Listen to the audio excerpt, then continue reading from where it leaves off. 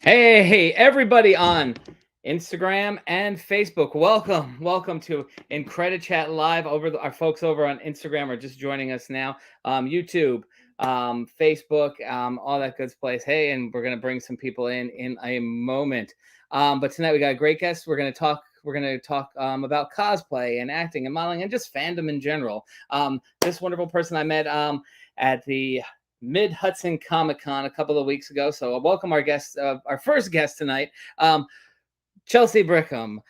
Brickham. Did I say it right? Which one is it? You got it perfect. You got it. You did great. Am I doing it the traditional English way? The Brickham. Yes. Brickham. My girlfriend is English, so that's why I know the Brickham part of it. Welcome to IncrediChat, Chelsea. We're gonna bring Anthony on in a minute. Do you see me live on there, Chelsea? I do. All right, cool. Can you hear me okay? I can hear you fine here. Yeah, click on the Instagram. We're going to get Chelsea over here to Instagram in a minute. If you just click on the little live thing on your Instagram thing, you'll see me there, and we'll bring you on there. Where am I looking at? Oh, okay. Yeah, I know. Technology, ladies and gentlemen. Listen, I did a great show a couple of weeks ago. Marty Grabstein, the voice of Courage the Cowardly Dog, and it kept kicking us out. It was freaking hilarious.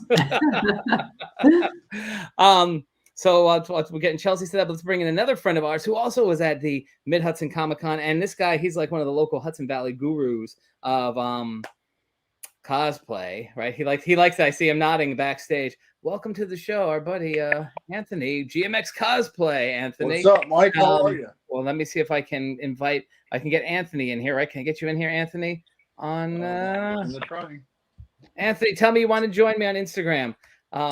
And Chelsea, did you click on the story thing on that?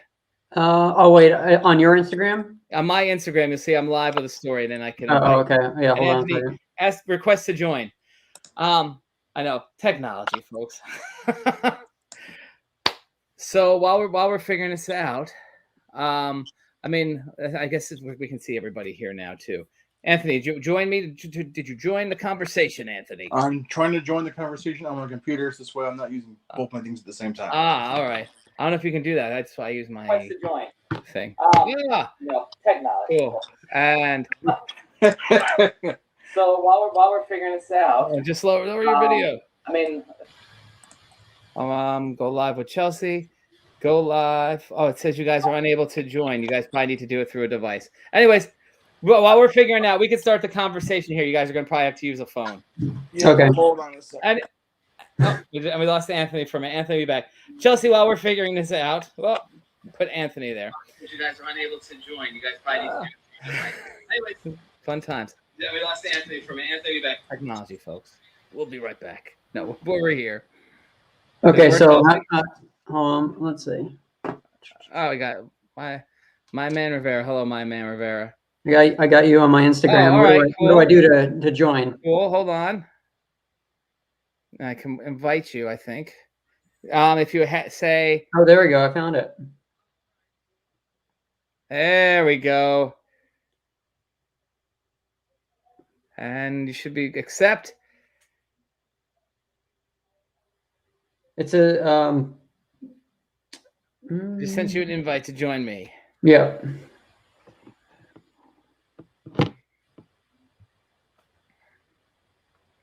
Oh, hey, there she is. Hello, Chelsea.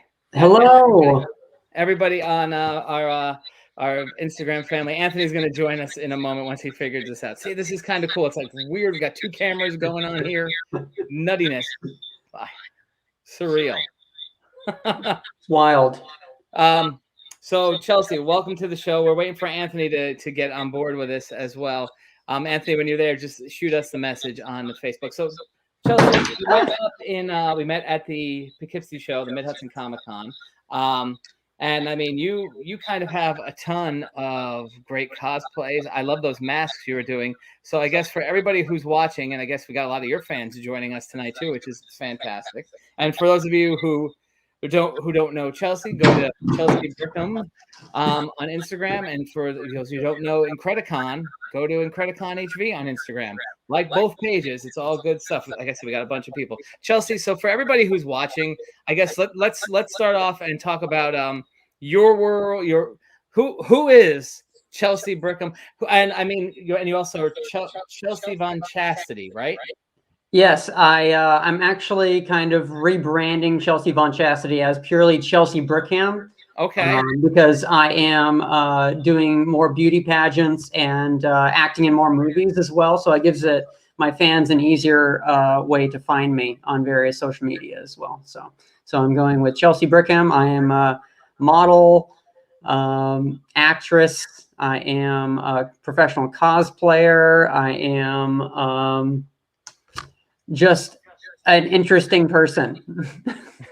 Well, tell us about this interesting person. We have you here. We want to know all about you tonight, Chelsea. How did you get into this world of acting, cosplay, modeling, fandom? Right? What was your gateway drug into this? Well, initially, I wanted to kind of keep track of my transition from male to female. So I did a lot of modeling gigs and things like that to see if I could present myself as female and kind of get immediate feedback on that. And so that hobby became more of an interest, and I got more and more involved in doing modeling gigs and really just enjoyed, doing that. And then I've always been kind of nerdy at heart. I really enjoyed collecting comic books as a child, and my interest in superhero movies and things like that is an ongoing, lifelong interest. So going on to cosplay was an easy sort of segue as well, and then combining the two interests. And then eventually I got into acting as well. I did a couple extra gigs for commercials and stuff locally to the seacoast of New Hampshire area. And then I branched out into larger gigs until I was doing lead roles in movies like Knockout Blonde and stuff like that. So and around that time, I started getting offers for guest spots at Comic-Cons and things like that. So it's just kind of a slow building process, and I'm really honored to have had that sort of crazy journey, and it continues, and I'm having a blast with it. No, absolutely. I mean, seeing you at the show and just even meeting some of the people who are friends of yours, like, I mean, you've got quite the following, and I can see that from the people who are popping into to us on Instagram and your Instagram page. You got a nice number on there, but you certainly have touched people in a kind of way that they like what you're doing. Yeah, which is cool. I'm gonna bring Anthony in now. Anthony looks like he's ready to join us. Good. Anthony, there you are. Better late than never. All right, cool. So we're just talking about Chelsea. I was gonna call you Chastity. Where'd he go? Where'd this guy go? So let me ask you. So you said you started like with going into the cosplay and the pageant thing. I guess at what age? If you don't want to reveal your age, you don't have to reveal your age. But at what age did you decide that this was something that you were interested in? And what was the first thing that you cosplayed as? The first thing I cosplayed as was a very cringe-worthy Catwoman that I threw together. I took a pair of sunglasses and flipped them, redid the hinges, and made very rudimentary cat ears out of it, and Super Mega Fest is where I wore it for the first time. That was my first Comic-Con, going as an attendee with the person I was dating at the time, and we had a lot of fun with my very cringe-worthy Catwoman that was basically just a bodysuit and sunglasses on my head, essentially. But it was good. It was a lot of fun. And after that, I was hooked because it was, people are so supportive no matter how cringeworthy your costume or cosplay is. They still want to, include you and treat you with respect. And that was a fantastic attribute to be part of that community. So it just grew from there. And I like what you said there, because especially in the world of fandom. And Anthony, I want you to chime in on this too, because that's one of the things that you really believe in with what you do. with cosplay, it's real cosplay and just fandom in general, and it's open to everybody and anybody at that point. You know, Cosplay is for everyone. Yeah, and just the fandom too. I mean, it doesn't matter who you are and what you like. I mean, you can like, you know, Superman and Catwoman, right? You can like the Smurfs, and you know, there is a niche for you in that world. You know, so talk about a little bit, like you said, cosplays for everyone. Anthony, chime in too. How do you see, like, you know, what is it about cosplay that lets people, you know, just like let it all go and go crazy with it? It brings people together. That's basically the bottom line of what cosplay is supposed to be about. It's supposed to be about acceptance, creativity, expression, and just having fun. I mean, people cosplay for different reasons. I cosplay to escape reality. I work a normal full-time job, and when I get the chance to go to a convention, I attend. It's the best place just to be myself. It's a place where, you know, no one's going to judge you for your cosplay. I'm a plus-size cosplayer, and I'll still go out there in tights till I have to. I'm not going to force for it.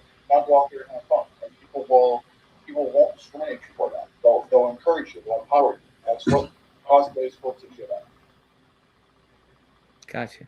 And for me, it was definitely kind of more of a gender play at times. So at the time, I was kind of earlier in my transition from male to female, and I found that it gave me an outlet to kind of play with gender a bit as well.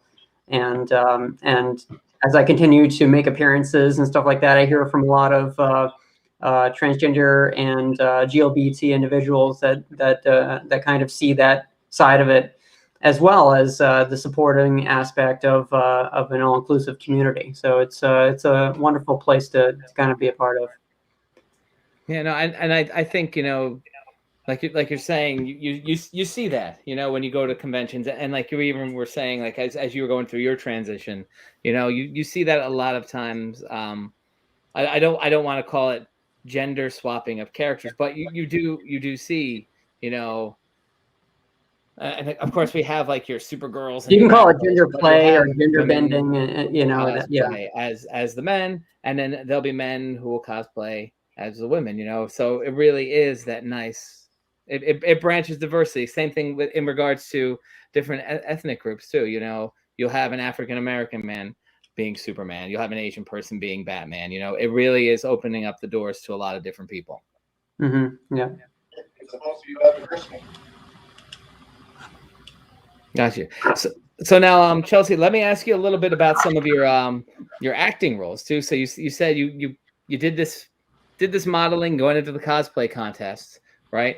Then you were breaking in now to acting. How did that transition then too? You seem to do it all. Yeah, I am a master of some trades, but so like I said, I dabbled a little bit in the past, but actually during the pandemic was when I actually got my breakout role, and local on a transgender social folder on Facebook. I saw posted that that a certain movie was looking for a transgender actress, you know, and not a lot of experience was required or anything. Mm-hmm. And they were looking to portray a certain character who is still alive. It's based on their life. And so basically this person came out as transgender in the boxing world. And so I brought like my experience in martial arts with me to that Zoom audition, and read a piece of the monologue that they forwarded to me ahead of time, and they liked everything that I had to bring to the role, and offered me the role. It's a lead role in a multi-part miniseries, like docudrama, that's coming out hopefully on one of the streaming services. Well, that's what I was just going to ask you. Where can people see this? It has not yet been announced. There will be a huge announcement on my social media when it's finally announced. But at the moment, it's still kind of in negotiations for one of the streaming services. So they were leaning toward Netflix, but we'll see. It might be Apple TV as well. So yeah, it's it's still up in the air, but yeah, it'll be great. No, that's fantastic. So now, and you said this production was done up in the New England area then? It was in right outside of Providence, Rhode Island. We filmed in August of 2020 at the height of the pandemic. Mm. So that was that offered all kinds of challenges. But yeah, we filmed for 9 or 10 days and 12-hour days, and it was quite the experience for me. It was my first major role in a feature length like that. So it was a really interesting experience. I just wanted to say, Angel Girl 8554. She says, "Come on, Netflix." So we got a fan there wanting that. Yeah, I'm hoping for Netflix. I still have a subscription to Netflix. So yeah, we'll see. Gotcha. So now let me ask you a question. So Anthony and I don't know how, Anthony, I don't know how far you've traveled for conventions. You know, I've been like out to Arizona. I've been, to all the stuff here in the tri-state area. Chelsea, I know you're New England based and you're down in Florida based. So what do you see in the world of cosplay, in the world of conventions, as you travel from north to south and vice versa? I see a lot of the same sort of quality in cosplays, and I see a lot of people with the same passions for their cosplay. And I've only done one convention here in Florida, but I've traveled all over. I've been a cosplay guest in Albuquerque. I've been a cosplay guest at Fan Expo Dallas. I've been a cosplay guest, obviously all over New England, upstate New York, and out toward Denver as well, I believe. So yeah, I've been around doing a lot of cosplays, guest spots, and they're all pretty fantastic, to be honest. Yeah, I've met a lot of people in a lot of different places, and it's always a joy, an absolute joy. Well, where do you think your biggest fan base is coming from? Well, Boston. I spent 14 years up in Boston, living and working up there, and so the greater Boston area certainly. Super Mega Fest was my first Comic-Con guest spot, in addition to being my first attendee spot. So that one holds a special place in my heart for those two reasons. But yeah, greater Boston area is probably where the bulk of my fan base is located. Gotcha. And I know you and I were talking about our buddy Gary Somers, his show, the Northeast. Yep, Northeast. I will be a guest at Northeast coming up here in November, Thanksgiving weekend. Yeah. Well, and it's a nice segue, because over here on Instagram, Angel Girl wants to know, will you be attending any of the Comic-Cons in Massachusetts this November? Boom. There you go. Yes, I will. Yeah, coming up, I'll be a guest at Saratoga Springs Comic-Con. Coming up in mid-November, before Thanksgiving, and then I'll be staying in the area for Thanksgiving with friends, and then I will be going into Massachusetts for Northeast Comic-Con. Yeah, I think that's it. But those two. Yeah. And looking at both of you guys, both you tonight, Chelsea, and Anthony, why the hell aren't we all at New York Comic-Con? Yeah, I know. I'm jealous. It's my first time not going. But honestly, I'm still uneasy about the pandemic, honestly. So I'm just going to take a year off, I think. Yeah. And I'm sitting here, we could talk about this a little bit too. I mean, New York Comic-Con is quite the experience for anybody who hasn't been. I'm kind of curious. I saw a little clip on the news. I know a couple of people who are going, as I'm sure you folks are too. Yeah, I don't know what it's going to be like, what the environment's going to be like with that. Because like on a normal year, it's like packed. The Javits Center is just a river of people, 30 feet wide. It's crazy. It really is. A river, nothing's flowing. It is a stand. They're trying to. It's trying to, but it's just like it's a lot of people. It's overwhelming, even for someone like myself who's been a lot of places. That one's pretty massive. Yeah. And I mean, hopefully everything goes well with it, and hopefully that they'll be hopefully we'll be back again for that next year. But let me ask both of you, And Chelsea, I don't know if you have anything handy here, but working the masking into Right. cosplay. You made some pretty amazing masks that you had over at Hudson Valley. Not Hudson, Yes. Mid-Hudson. Mid-Hudson. There's too many Mid-Hudson. Hudson Valley or too many Hudson things, Anthony. Yeah, so that you got developed creative out of with that. necessity, actually. During the pandemic, in 2020, I did one Comic-Con guest spot. It was a small Comic-Con in Southern Maine. And then the pandemic was picking up right around March. And then suddenly I was, found myself without a mask and didn't know how to fill that void because they couldn't find him anywhere. So I decided to begin gluing foam together and seeing what I could come up with. And I came up with this amazing mask for myself. It's I don't have it up here in my studio, but it was like a metallic sort of riveted mask. And I did my makeup crazy to kind of go with it. And I used like a HEPA filter material that I pulled out of like a replacement filter cartridge. So it was relatively safe.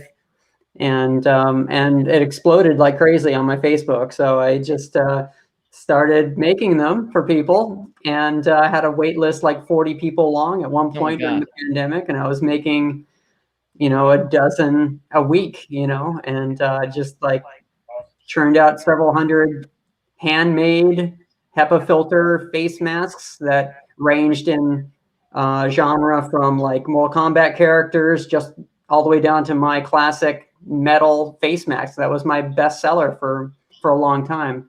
And then later I started adding like LEDs and glow in the dark paint. And then my best seller became like a bat signal cutout face mask with a HEPA filter glowing with like blue LEDs. I have one downstairs, but unfortunately I didn't bring it up there with me to show. But yeah, that's been wild, and I'm still getting mask orders, and I'm still fulfilling those orders. So, and I'll have a bunch for sale as well at my table when I come back up to New England next month. Yeah, so if you're at Saratoga or you're at Northeast, buy a mask. Buy many. Buy I guess how many you want people to buy? Is there a limit? Well, now let me just ask with the masks too. So, are they washable, or do you have to replace the things inside? The filter itself has about a 3 to 4 month lifespan, so eventually you have to replace that. But with the surface, I recommend just wiping it down like you do with your normal surfaces at home. With a sanitary wipe or something like that, and just kind of keep it clean. I never had an issue with my original, very first metal face mask that I made. I just maintained it in that fashion, and I never had a problem with it. So it's so it can definitely last for a long time. And Joe Ryan, who's over here watching us on Facebook, he said those face masks sound awesome. I'm interested. Joe and everybody watching it, go to Chelsea's Instagram page. You'll see them there. I guess they can private message you. Is that how that works? Yeah, and also I created a separate Facebook page and separate Instagram page for my face mask designs. And you can go there and see quite a few of the designs that I have. It's Instagram.com/COVID-19 creations. And you should be able to see some of that there. And then it should be COVID-19 creations as well on Facebook. That one's a little harder to find because that one has a lot of COVID links and information groups and pages and stuff like that. So you may end up going to my personal Facebook or Instagram page. There you go. Or and then just because I tagged it, and anytime I wore one of my masks, I tagged my COVID creations page, so you can follow the tag as well in either Facebook or Instagram. Yeah, no, that's awesome. So guys, go and buy stuff. And then people who are just joining us, because I see people are still popping on, go to Chelsea Brickham on Instagram, go to GMX Cosplay on Instagram, go to Incredicon HV. Like all of our pages, lots of cool things. And the cool thing is we're all going to be up together in Saratoga in a few weeks. Really, and Jesus Christ, November's right around the corner. How about that? So I know, Chelsea, you're going to talk a little bit about Saratoga. So what's in store when people come and see you up there? Saratoga, I love Saratoga. I have been a guest cosplayer up there at least 5 times. I've been with Sam since the very beginning, and it continues to be just a wonderful event that I've really enjoyed.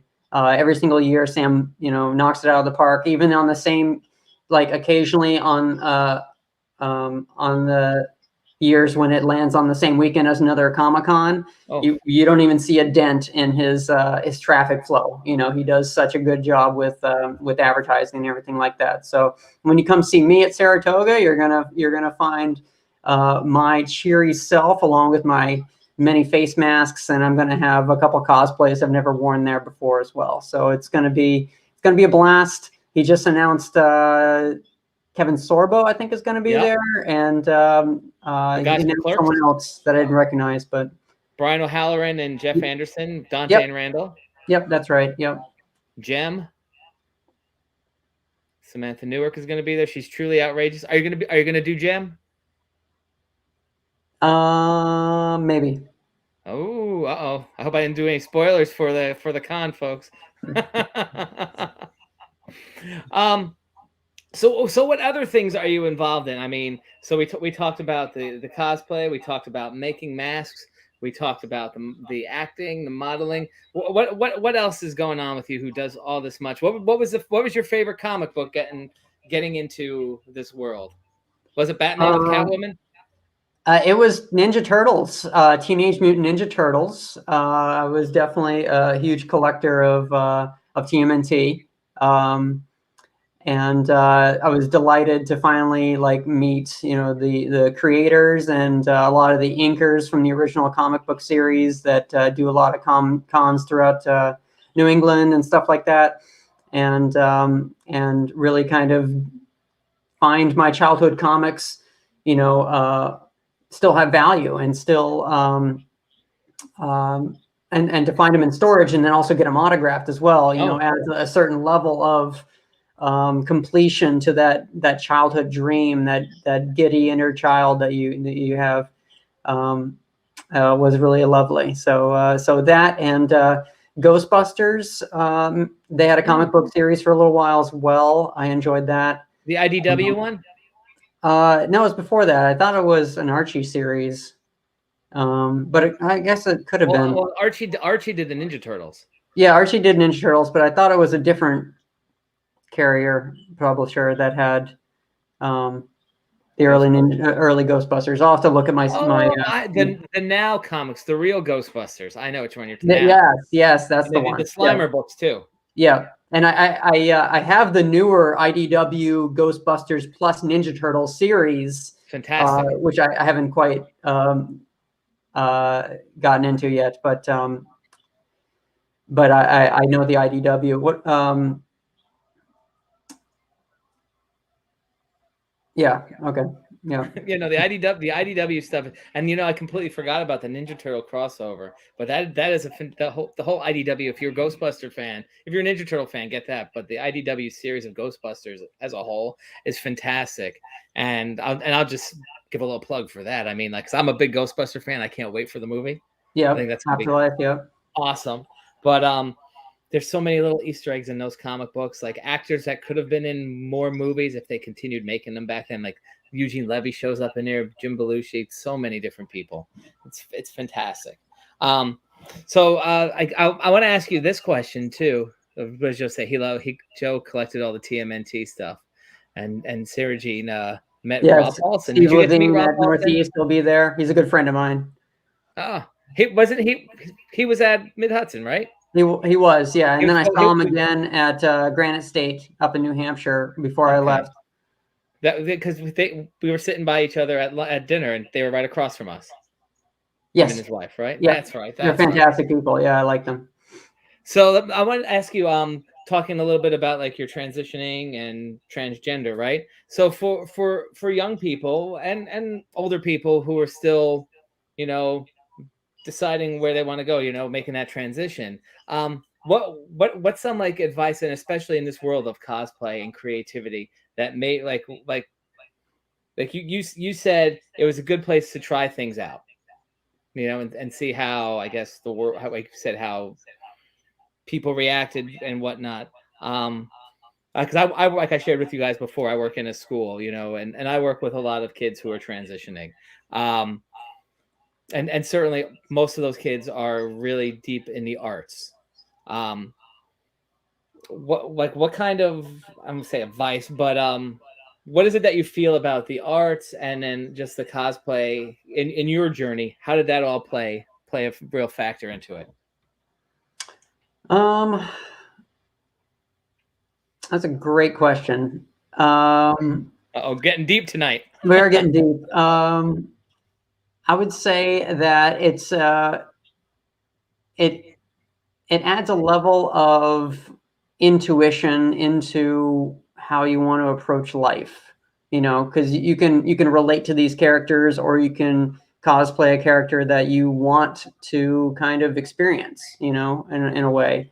And there's a lot of sexuality undertones within a lot of these characters as well. So it paves the way to kind of search within yourself to see how you identify with these characters. So in a way, it didn't define me as much as it could define someone else, because I was already well into my transition at that point, and pretty confident in who I wanted to be and who I wanted the world to see me as.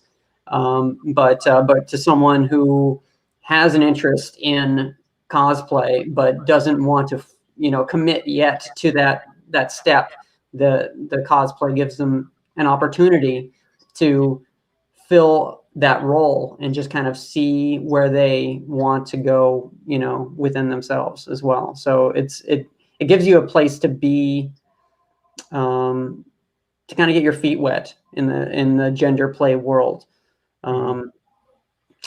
before you decide that you really want to, you know, jump into that role. So, yeah, I mean, and again, working with young people, I know it's a struggle, and it's a big decision personally, and then for a lot of the families that these young people deal with, you know, there's a lot that goes into it. And in the world of cosplay, you know, like you're saying, you get your feet wet, and you know, you guys were saying before, someplace where you feel safe. Yeah, it's a supportive community, and that helps a lot. You know, so, and if you go to a convention, you know, and like Anthony, you always. And listen, Anthony. You look great when you're in your costumes. He's like, I'm a plus size model. You're fine. I love your Joker goon, by the way. Thank you. And you've been posting a lot of those lately. But yeah, it's you said it's a supportive, it's a welcoming community, you know. And I mean, and I guess, you know, there's so many of these events going on in our world. I mean, I think there were more pre-COVID, but at least now they're starting to show up again. But I mean, you can go somewhere, and it doesn't even have to be necessarily in your neighborhood, and you know, be who you want to be for that weekend, essentially. Right. No one's going to think of you any differently if you show up, you know, in a character that is traditionally female, you know, or even as a female character, you know, just to see what it's like. Yeah. And you know, and the other characters that come to mind, and it's funny, Sam and I were talking about these guys last night. We were talking about the furries, because I know there are a couple of furries over at Mid Hudson. He said, I guess up in Saratoga, he said there's quite a few furries. So it's big. Yeah, and we are equally welcoming for them in the cosplay community as well. So yeah, and I mean, it's great. I mean, you can be whoever and whatever you want to be. I mean, I have not stepped into the world of cosplay yet. I'm going to be Red Guardian for Halloween, so that'll be my first like cosplay. Oh, really? Interesting. Nice. What's that? It counts. It does. Well, you know, I was thinking, I'm like, am I going to wear this to a convention? My son's going to be like, oh, he's got a little Avengers costume, so I'm like, all right, cool, I'll be an Avenger. Yeah, so, wear it to Saratoga. Red Guardian. I'm like, great. Yeah, well, I'll bring it with me in case. You know, in case there's some trouble. Yeah, in case you need to break someone out of jail or something. There you go. I need to get the shield though. So let me ask you about materials that you use. So you're creating your masks, and Anthony, I mean, I know you get a lot of things too, so chime in on this as well. Do you make a lot of the things that you use for your cosplay, or do you go and find these out in the world and buy costumes? Like I bought my Red Guardian costume, and it's easy and done. But yeah, where do you find it be more effective, is to make or buy? Well, it's easier just to buy. But I also, whenever I do a panel, I always make it clear that I got my start by buying cosplays that are like mass produced and actually modifying them or making them better with a prop or something like that. So cosplay and cosplaying really kind of encompasses everything from buying to making. And you're not any less of a cosplayer if you buy all of your costumes or if you make all of your costumes. Mm-hmm. And that's kind of one thing I harp upon as well. But I make about 50% of my costumes and I custom order the other 50%. So I always have something new coming in while I'm making something new, and I'll always have something new to present to an upcoming event as well. So that's how I balance it. Yeah. Mostly use like EVA foams. I'm getting into Warblers and things like that. But for the most part, EVA foam work is my jam right now. What about you, G? Anthony, how about you? What's your thing that you're working with? As for me, it kind of depends on what cosplay I'm doing. If I can make the stuff I have here, at home or locally, I can do it that way. If I have to go on a website to get it, I do it that way too. There's really no wrong way to put your content together. You can buy it off of Etsy for small businesses. You can make stuff from home from materials you have here. And cosplay is all about maintaining your cosplay as well. So when you make a cosplay, you finish it, you're always altering it, you're changing it, you're adjusting it, you're adding new things, you're taking things off of it. That's what cosplay is all about. Now for me, let's say I want to do Red Hook. I have a brown jacket here for the cosplay. I had to buy the helmet, the Red Hook user helmet, and then everything else is pieced out here because. Again, when you're cosplaying, it's no longer to do. Gotcha. Well, let me ask too. Like you're mentioning, you're upgrading it, right? And it's for both of you. And you were saying foam work. Like this must get expensive. It can. You can either get rolls of foam pretty locally at Michael's, and they allow you to use coupons on it and stuff like that.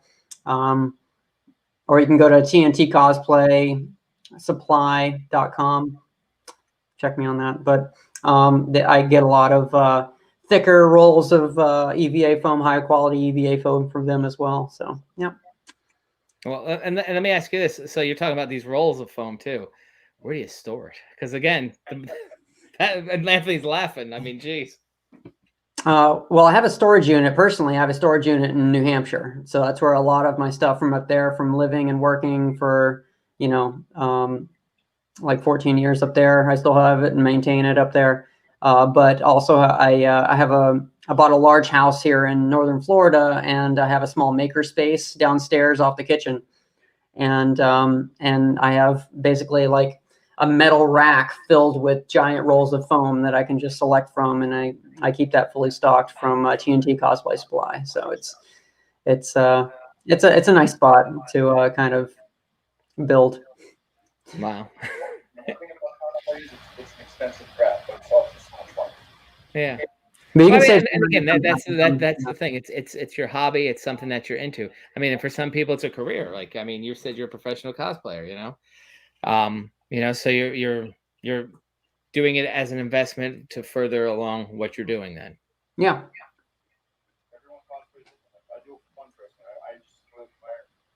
Now, you're saying about like upgrading costumes. So let's go back to my fun Red Guardian costume, right? So, because I mean, there's a lot of people at this time of the year, it's Halloween. You go to Spirit, you go to Party City, everybody goes to Spirit, right?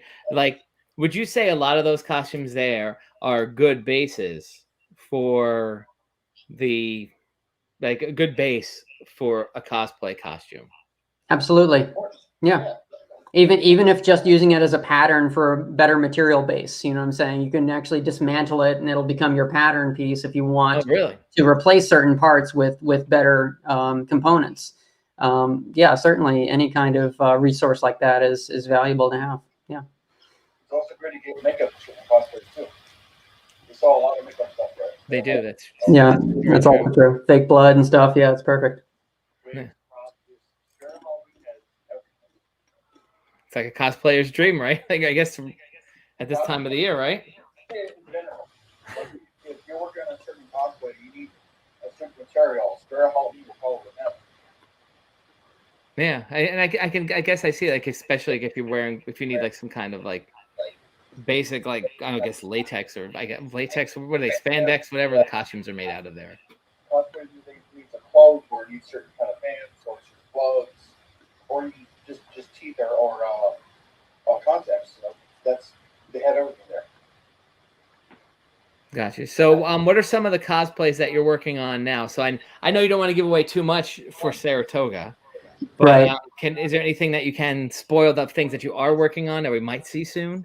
Well, I've definitely posted some kind of work in progress photos of my Belle from Beauty and the Beast. I'm making a ball gown of Belle. I missed that. That's what's that on Instagram? That is, I think it's on my Facebook and my Instagram, but it was like 4 or 5 months ago. I've been working on this thing for a while because I was traveling up in Boston, and now I'm back down here where it is. But I have other things that I'm working on as well. I'm also working on a suit of armor.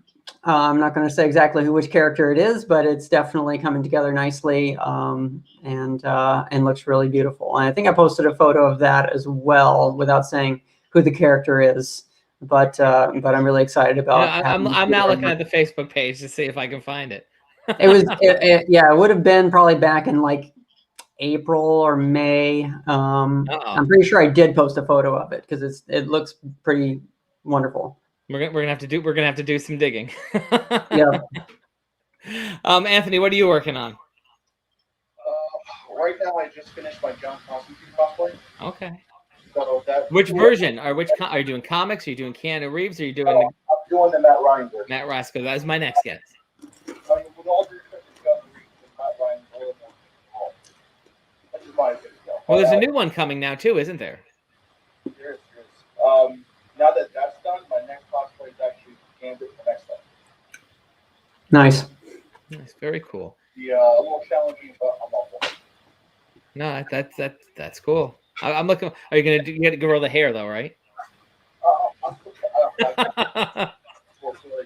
probably gonna have to get away for that. But yeah, I have to consider here. I'm probably using some pop playing cards. I have the gloves. I have to find a plastic rod for a damaged weapon, and there's a few other things I want to get. I think that's the next cosplay I'm working on. Not that I'm not sure because I have so many kind of ready. I'm like that thing. The two I just mentioned. That's 34 cosplays now. I just got a question over here from YouTube. What is your favorite cosplay that you've done? Oh, me? Yeah, well, both of you. Both start with you, Chelsea. I would say,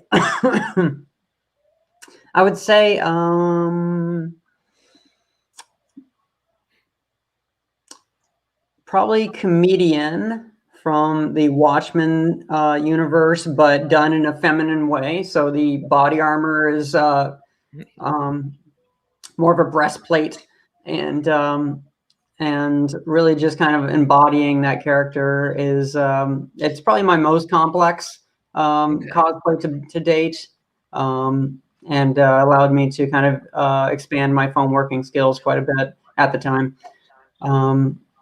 Close second is my Poison Ivy, which I have for all the seasons. I have a nice summer one, which is your typical green, and then I have one with flowers on it for spring, and I have one with autumn colors, autumn foliage for the fall. And so Poison Ivy's always going to be my favorite go-to. Of those Poison Ivies, which is the favorite one though?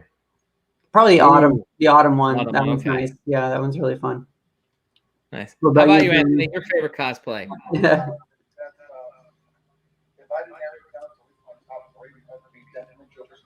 I was gonna say that. Everybody loves it. My Ghost Rider costume, I'll be wearing at Saratoga. And that have to be a tie between my Rare Hunter cosplay or Nice. So those are my favorite cosplays. I've all of them. Now, the next question I'm going to ask: do you prefer to cosplay as an established character or something of your own? As a hardcore Star Wars fan, I'm going with Knights of the Republic Scarlet. My favorite game and my favorite part of the game series. And for years, I've always been like, Paul the light side, be a Jedi. And then they brought out Darth Niles. Like, I had to be that character. Darth who? I'm sorry? What's his name? Darth Niles. I thought you said Darth Niles. I'm like, who's Darth Niles? Is it like Fraser's brother? If you look up Darth Niles on Google to see how the cosplay is, it's a great cosplay with a lot of layers. Interesting. How about you, Chelsea? An established character or one of your own? I've only done one mashup, and that was my Alice in Chains costume. That actually won an award, strangely. But I like established characters because then I have, as an engineer, I am a perfectionist, so I have something to actually shoot for, a goal that I can see, as opposed to something I'm visualizing and have to come up with conceptually on my own. So I guess in that respect, I prefer a well-established character with that's easily recognizable. Gotcha. And you mentioned mashups. I gotta tell you, one of my favorite mashups I saw this at the Garden State Comic Fest, but I'm sure this guy's been around. He does a Transformer Mystery Machine, and he's got the Scooby Gang, like little figures of them. Nice. Have you never seen? I don't know if you guys have seen that around. I don't think I've seen that. I'm sure it's online. I'll find a picture to send to you guys. So I guess before we wrap up tonight, just anything else either one of you want to share with the folks watching? I mean, we talked about conventions where they can buy stuff, but what else can people look for you at, Chelsea, in general? I'm a regular at Super Mega Fest, which is one of my favorite cons. That's coming up soon, isn't it? It's the same weekend as Saratoga, so I had to kind of pick one, unfortunately, this year. But normally they're October, November. They swap the two. Yeah, exactly. So now this time, because things slowly opened up later in the year, this year, which is kind of unusual for the Comic-Con season, pushed some things on the same weekend as other things. So unfortunately, I can't go to Super Mega Fest this year. I'm sad, but I'll probably be there next year. Gotcha. But hey, you're gonna be hanging and partying with us this of course, yeah. That's a big party con. That's one of my favorite. I gotta ask, is Saratoga a big party con? Not as much as Super Mega. Really? Yeah, there is usually an after party for Saratoga, but it doesn't go nearly as late as Super Mega Fest is raging till like 3 a.m. usually. Oh my goodness. Yeah. No, that's great though. That's great. Anthony, how about you? Anything else you're working on? We want people to plug your show. Let's see. I'll be doing Incredicon at the end of the month. I'll be a guest there and a cosplay judge. After that, I'll be doing Super Jersey in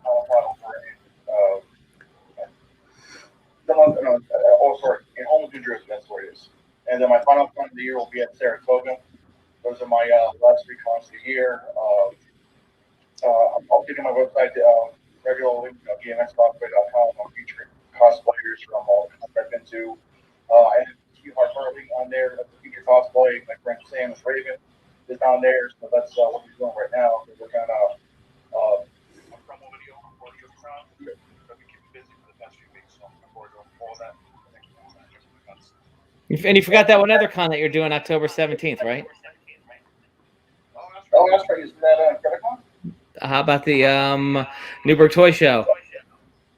That's right. Your show. You don't even know when your show is, Anthony. I got to go with October 24th at Newburgh. We're doing our second annual toy show, the Newburgh Toy and Buster Show. I'll be there running the show with my friends. And it's going to be a good time from 9 to 3. Make sure you guys come see all the great vendors we have there. It's going to be about 30 vendors this year rather than the 22 we had last year. So we got a lot of vendors. So we're looking forward to that. show of the business. So definitely something to look forward to. And I'll put all that on pmET.com. I'll put all that on Jim's Cosplay Instagram and the Newberg Toy Show on Instagram. So looking forward to all that there. Gotcha. And again, for anybody who's watching tonight that wants to join us in Saratoga, like Anthony and Chelsea mentioned all those shows, Saratoga will be all there together, and there'll be tons of great guest stars. Come find the three of us. We'll party. It'll be a great time. Same shows are worth it. I love doing same shows. And I'll be at pretty much any show he does, I'll be there. That absolutely, it was a phenomenal show. And I am working with him on possibly branching into Florida as well, a couple of the cities down here. So that's kind of something we're shooting for, down the road. But hopefully, I'm really enjoying watching him branch into like Vermont and different parts of New York. So I'm really glad it's working for him, and he continues to grow his little empire into other states as well. So yeah, that's a nice thing to see. Anthony, sounds like a road trip to Florida. You know what? If I have the time, I'll definitely go down there. Hey, if it's his show, you got to show up. That's what you just said. Yeah, this is true. It's on video. It's on video, Anthony. Yeah, fully endorsed. Oh, good, nice. What did you bring in for the raffle this time around? For Midwest, I'm donating a Switch for Saratoga. I'm not sure yet. It might be either Xbox One or PS4. All right. Nice. There you go. It's incentive for people to go there. Excellent. No, then what do you mean incentive? Like, come on, people like Chelsea and all of us. Come on, that's the incentive. You always love the show, and you know what? It also helps me out too because I'm supposed to go. Gotcha. So again, everybody watching, Facebook, Instagram, YouTube, wherever you are, go to the Instagram pages, I guess, for all of us, and you'll find us. So go to Chelsea Brickham on Instagram, and you can find Facebook. Yep. GMX Cosplay also on all those great places, Facebook, Instagram, and then of course Incredicon HV on all those same places. So make sure you're liking and clicking and all that stuff. More content. We'll do a video when we're in Saratoga. I think that'd be fun. Yeah, that'd be awesome. I would totally be down for that. Yeah. And also look out for my movie, Knockout Blonde, which is coming out hopefully on one of the streaming services. So watch my social media for that announcement as well. It'll definitely be within the next 6 months or so. Well, Chelsea, when that comes on, we're going to have you come back on to talk about that. Oh, fantastic. And we can pull some of the other cast and crew in from that too. That'd be great. Oh yeah, I can definitely reach out. Yep. So cool. So folks over on Instagram, I'm going to shut this down. Anthony, pop back on. I don't know what happened to you over here on this other thing, but everybody on Instagram, we will see you guys later. And I'm going to say goodbye to Instagram. That one's done there. And over here, I know Anthony's going to join us in a minute, Chelsea, I'm sure. But, everybody who tuned in here, thank you again for tuning in. Chelsea, thank you so much for joining us tonight. This was a ball. Look at that pose. And we can just hang out here in a minute, wait for Anthony. We'll see everybody next time on IncrediChat. Have a good weekend, everybody.